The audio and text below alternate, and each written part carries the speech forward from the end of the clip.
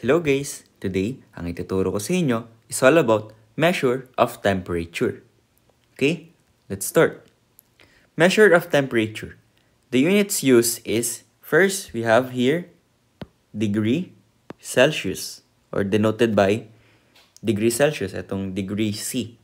Okay, and that's for the metric system.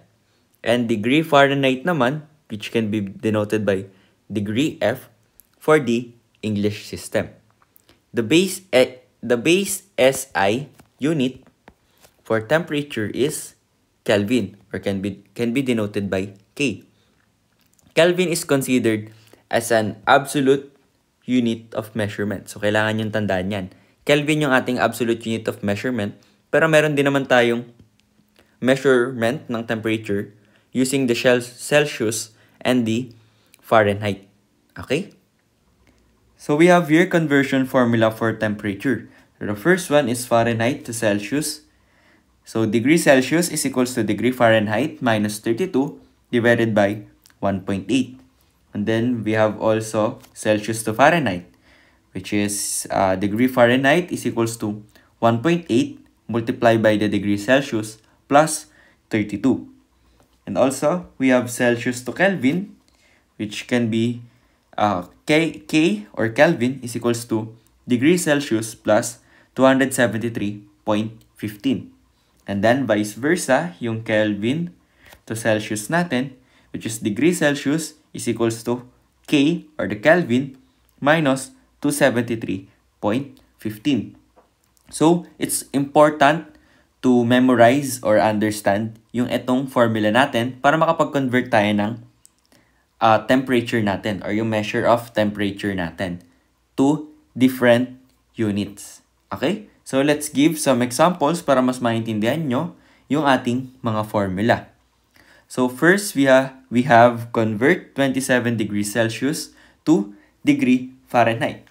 So, ang conversion natin is from this degree Celsius to degree Fahrenheit. So, from degree Celsius to Fahrenheit tayo.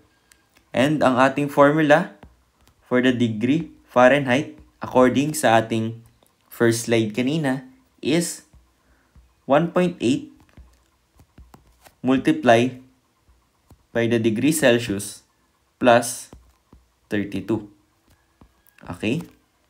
And then, given naman na ang ating degree Celsius is 27, so, i-plug in na lang natin siya sa ating formula. Plus 32. And then, 1.8 times 27 is 48.6 plus 32. And then, simplifying this, we will have our final answer of 80.6 degree Fahrenheit. So, this is our final answer. So, kapag kinonvert daw natin yung 27 degrees into Fahrenheit, ang katumbas niya is 80.6 degree Fahrenheit. Okay? So, for our second example, convert 18 degrees Celsius to Kelvin. So, from degree Celsius naman tayo, papuntang Kelvin. So, ano ba yung conversion factor natin kapag yung Celsius gagawin natin Kelvin? So, we have here K or yung Kelvin natin is equals to yung ating degree Celsius, magpa-plus lang tayo ng 273.15. So, plugging in yung ating degree Celsius, we have 18 plus 273.15. And then, simplifying this, we will have 291.15 Kelvin. So, this is our answer for this example. Okay, so, madali lang siya kapag tandaan nyo yung mga formula and then, just plug in dun sa formula natin and then you'll get yung conversion niya. Okay? So, for our third example, convert 60 degree Fahrenheit to degree Celsius. So, baliktad naman tayo. Kung kanina, Celsius to Fahrenheit, ngayon, Fahrenheit to Celsius. So, itong 60 degree Fahrenheit daw natin is co-convert into Celsius. So, ano ba yung conversion formula natin ng Fahrenheit to degrees Celsius. So, yung ating conversion formula is the degree Fahrenheit minus 32 divided by 1.8. Okay? And now, given naman yung degree Fahrenheit natin, which is 60, just plug in yung ating value dun sa formula.